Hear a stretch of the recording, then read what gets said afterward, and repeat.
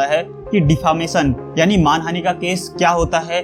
आखिर पिछले कुछ महीनों में बहुत ज्यादा मानहानि के केस दिखाई देने लगे हैं, इनका कारण क्या है? दोस्तों, जैसे जैसे भारत में स्मार्टफोन यूज करने वाले लोगों की संख्या बढ़ती जा रही है, लोगों तक सोशल मीडिया की रीच बढ़ती जा रही है, जिससे सोशल मीडिया यूज करने वाले लोगों की संख्या बढ़ती जा रही है। इसमें सबसे बड़ा फायदा ये होता है कि लोग बहुत जल्दी अपनी बात करोड़ों लोगों तक पहुंचा सकते हैं। आए दिन आप देखते हैं कि कई लोग रातों रात वायरल हो जाते हैं। क्यों? क्योंकि सोशल मीडिया की रीच बढ़ चुकी है। आज से करीब 10-12 साल पहले की बात करते हैं, यानी 2010-2012 के टाइम की बात। उस समय पर स्मार्टफोन यूज करने वाले लोगों की संख्या काफी कम हुआ करती थी। उससे भी कम लोग इंटरनेट यूज किया करते थे, जिससे सोशल मीडिया पर लोगों की पहुंच कम हुआ करती थी। दोस्तों, तब अगर कोई व्यक्ति किसी को कुछ कहता है, सोशल मीडिया पर वीडियो बनाता है, तो वो काफी टाइम बाद वायरल हुआ करती थी या फिर काफी कम ही वायरल हुआ करती थी। उसके विपरीत जब से मार्केट में जियो की एंट्री हुई और स्मार्टफोन सस्ते होने लगे, तो इंटरनेट यूजर्स की संख्या में एक बूम आने लगा। कई सारे देशों के मुकाबले भारत में इंटरनेट डाटा काफी सस्ता है, जिसकी बदौलत इंटरनेट यूजर्स की संख्या में एक बूम आया। अब कोई भी व्यक्ति अपनी बात को करोड़ों लोगों तक पहुंचा सकता है। इसमें कई बार ये होता है कि व्यक्ति दूसरे के खिलाफ अपशब्दों का प्रयोग करता है, उसे गाली देता है या फिर उसको डिफेम करने की कोशिश करता है। यही मुख्य कारण है कि आजकल आपको डिफेमेशन के केसेस काफी सुनाई देने लगे हैं, यानी मानहानि के केसेस हर महीने या फिर हर दूसरे तीसरे हफ्ते में हमको सुनाई देते हैं। दोस्तों, इन सब की शुरुआत होती है मीटू मूवमेंट से। मीटू मूवमेंट में कई सारी महिलाओं ने उनके साथ पास्ट में जो सेक्सुअल हैरासमेंट हुआ था उसके केसेस दर्ज कराए और उन पुरुषों का नाम उजागर किया जिन्होंने उनके साथ सेक्सुअल हैरासमेंट किया था। लेकिन मीटू मूवमेंट का गलत फायदा उठाते हुए कुछ महिलाओं ने गलत केसेस भी दर्ज कराए, जिसमें किसी फेमस पर्सनैलिटी को डिफेम करने की कोशिश की गई, जिसके बाद डिफामेशन के केसेस यानी मानहानि के केसेस बढ़ने लगे। दोस्तों, कुछ डिफेमेशन यानी मानहानि के केसेस काफी पॉपुलर हो गए। सबसे पॉपुलर केस था हॉलीवुड एक्टर जॉनी डेप और अम्बर हर्ड का, जिसमें अम्बर हर्ड ने अपने पूर्व पति जॉनी डेप पर घरेलू हिंसा और मारपीट का इल्जाम लगाया था। दोस्तों, जिसके बाद जॉनी डेप ने अम्बर हर्ड के खिलाफ मानहानि का केस दर्ज किया था। इस केस में फाइनली जॉनी डेप की जीत हुई और अम्बर हर्ड को जॉनी डेप को कुछ पैसे देने को लिए कहा गया। वहीं एक और केस जो सुर्खियों में रहा था, जिसमें सलमान खान ने KRK के खिलाफ डिफेमेशन का केस लगाया था। एक्टर KRK सलमान खान की मूवीज और सॉन्ग्स का क्रिटिक्स करते थे, लेकिन फाइनली कोर्ट के ऑर्डर के बाद KRK को सलमान खान की मूवीज का क्रिटिक्स करने से रोक दिया गया। दोस्तों, अब बात आती है पॉलिटिक्स की। राजनीति में मानहानि का मुद्दा सामने न आए, यह इस समय की राजनीति में काफी कठिन है। राजनीति में मानहानि का एक चर्चित केस है पूर्व वित्त मंत्री अरुण जेटली और आम आदमी पार्टी के बीच।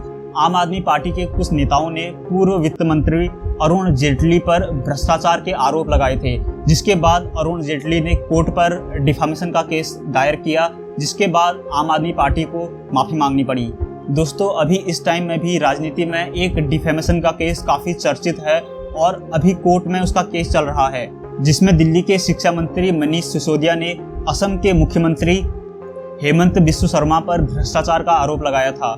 ऐसे कई और डिफेमेशन के केसेस चर्चा में रहते हैं, जिनमें फ्लाइंग बीस्ट के गौरव तनेजा वर्सेस लाइव मिंट की जर्नलिस्ट शेफाली भट्ट, जावेद अख्तर वर्सेस कंगना रनावत। इन सभी केसेस में एक बात कॉमन है, ये सभी केसेस किसी न किसी फेमस व्यक्ति के द्वारा दायर किए गए हैं, जिसमें या तो उसकी पहुंच बड़े लोगों तक है या फिर सोशल मीडिया में उसके काफ़ी सारे फॉलोअर हैं या फिर वो काफ़ी ज़्यादा पैसे वाला है।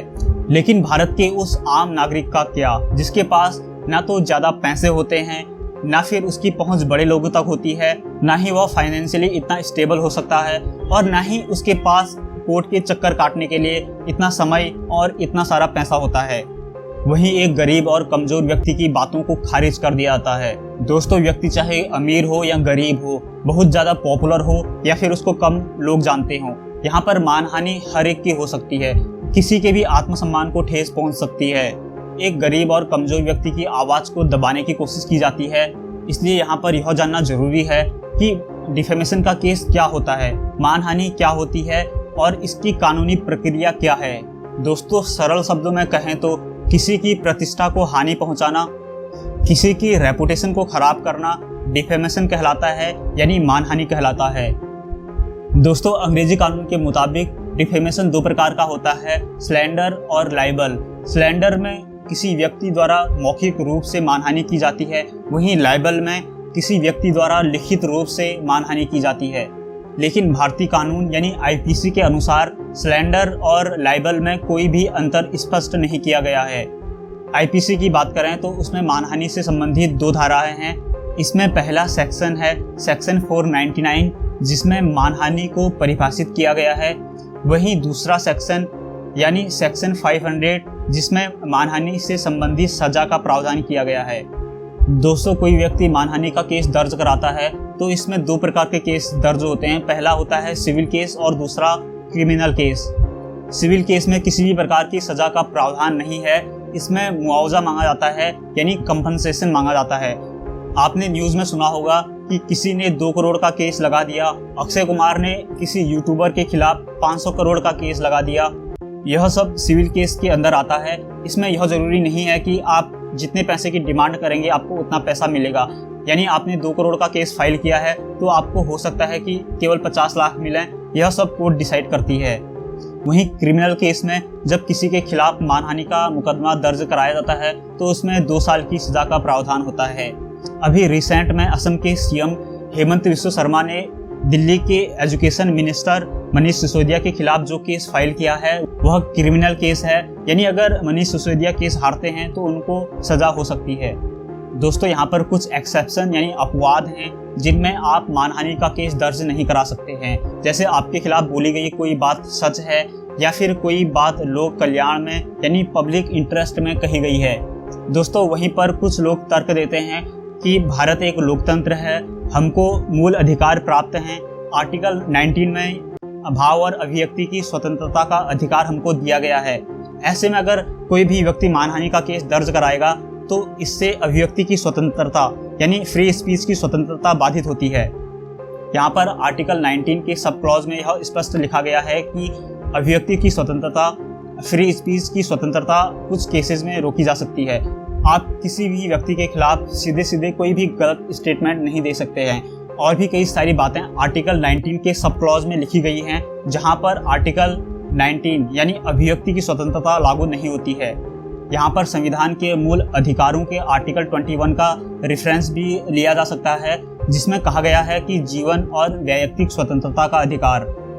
इसमें सुप्रीम कोर्ट के जजमेंट के अनुसार आत्मसम्मान से जीने के अधिकार को भी आर्टिकल 21 में शामिल किया गया है। इसलिए आप किसी के आत्मसम्मान को, उसकी प्रतिष्ठा को ठेस नहीं पहुंचा सकते हैं। दोस्तों, अब बात करते हैं कंक्लूजन की। भारत में जैसे जैसे सोशल मीडिया की पहुंच बढ़ेगी वैसे वैसे डिफेमेशन के केसेस बढ़ने लगेंगे, क्योंकि सोशल मीडिया की सहायता से किसी भी व्यक्ति को आसानी से डिफेम किया जा सकता है। यहाँ पर सरकार को नेशनल कंज्यूमर हेल्पलाइन की सेवा जैसी ही एक नई सेवा शुरू करनी चाहिए, जिसमें ये सारे केसेस कोर्ट में जाने से पहले ही सॉल्व किए जा सकें। क्योंकि अगर कोर्ट में इतने सारे केसेस जाएंगे तो कोर्ट का वर्कलोड बढ़ जाएगा, जहां ऑलरेडी कई सारे केसेस पेंडिंग में पड़े हुए हैं। इसी के कारण जजमेंट आने में कई सारे महीने या फिर सालों बीत जाते हैं। इस वीडियो को हम जागो इंडिया जागो से समाप्त करेंगे। दोस्तों, अगर इस वीडियो से आपका नॉलेज इन्हेंस होता है तो आप इस वीडियो को लाइक और शेयर करें और चैनल को सब्सक्राइब करें।